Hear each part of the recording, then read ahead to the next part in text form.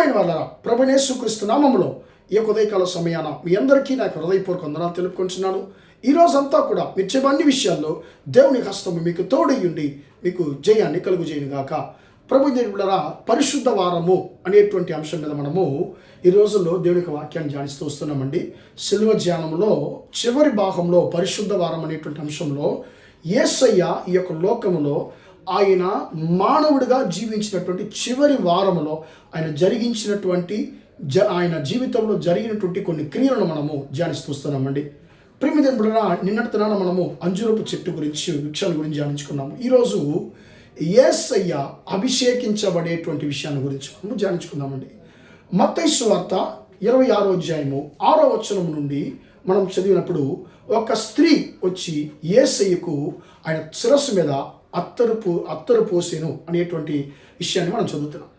మత్తయి, mark ఇద్దరు కూడా ఒక్క స్త్రీ అని చెప్పి ఈమెని వారు పిలుస్తున్నారు. కానీ యోహాను గారు ఈ యొక్క స్త్రీ మరియా అని చెప్పి ఆయన రాస్తున్నాడండి తన సువార్తలో.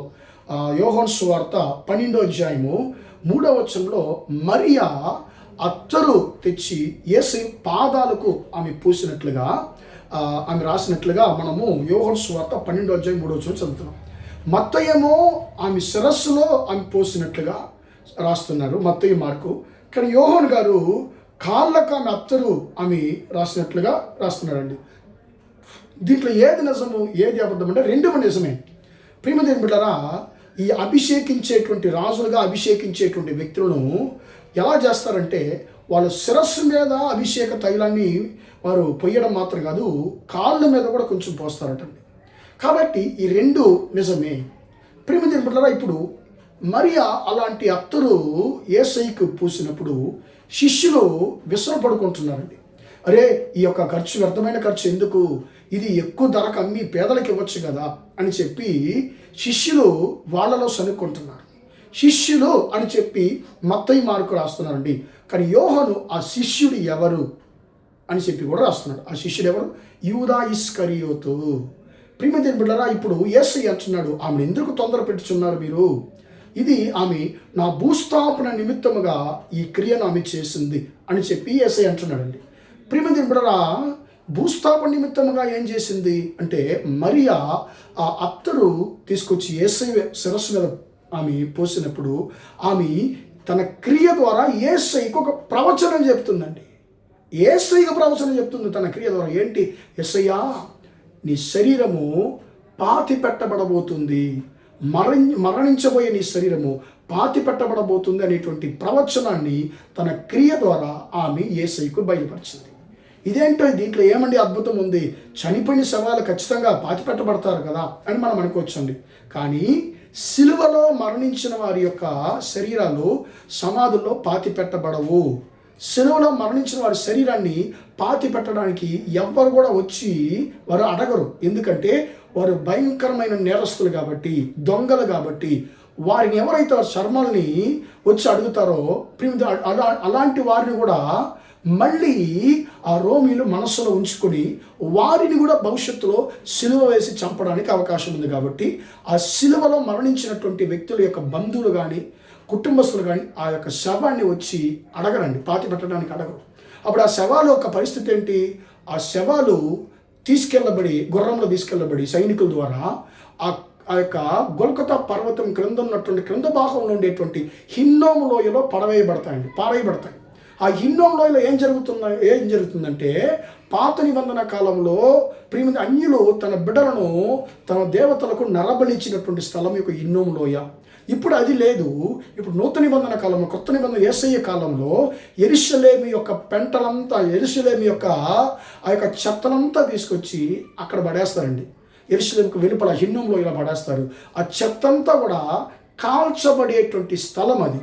అప్పుడు ఈ సిలువలో మరణించిన వారి యొక్క శవాలు కూడా చెత్తలుగా అక్కడ చెత్తలు ఎలాగైతే మండుతున్నాయో అగ్నిలో, అలాగే ఈ శవాలు సగం కాలి సగం కాలకుండా వానకి తడిసి, ప్రియమైన ఎండకి ఎండి బాగా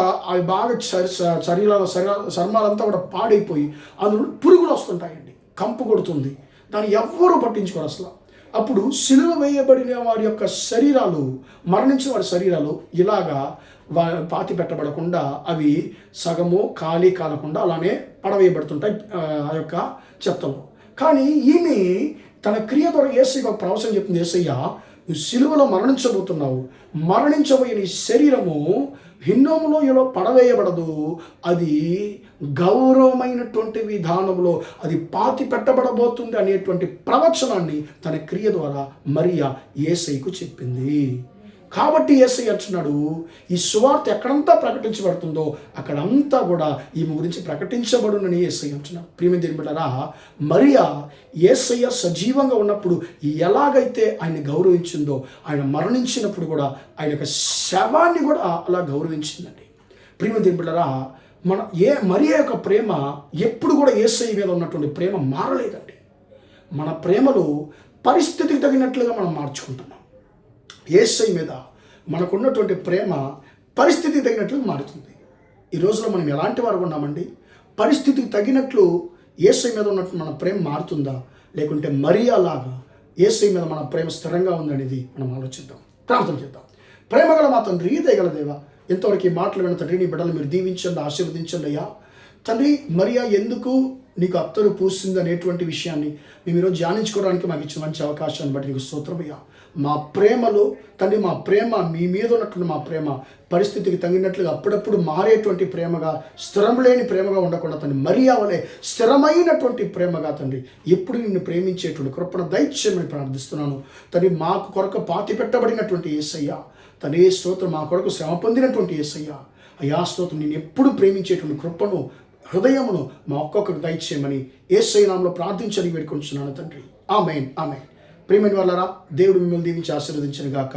praise the Lord, praise the lord.